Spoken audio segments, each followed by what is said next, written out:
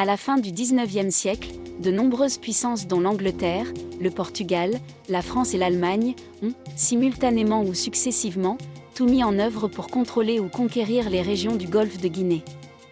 La conférence de Berlin, 1884-1885, en avait, au demeurant, donné le souffle.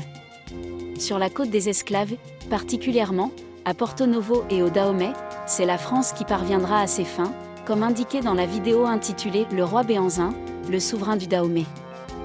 Des sources documentaires de l'oralité, comme les chansons et les formules de louanges, panlingans, relatives au roi Béhanzin, publiées dans le cahier de la Fondation Vinsou, Tradition orale, ont permis d'appréhender les problèmes de la fin de la monarchie.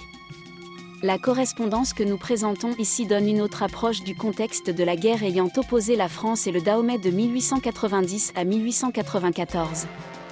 On n'a évidemment pas retrouvé et on ne connaît pas toutes les lettres relatives à ce dossier. L'Allemagne des chanceliers Bismarck et Capuvi, par exemple, a été très active dans ses relations diplomatiques, politiques et commerciales avec le Dahomey de Glélé et de Béhanzin. Pourtant, les sources relatives à ces échanges épistolaires sont rares. Nous avons choisi de commenter 11 lettres parmi celles, échangées entre Abomey et Paris. Elles se rapportent toutes à Béhanzin.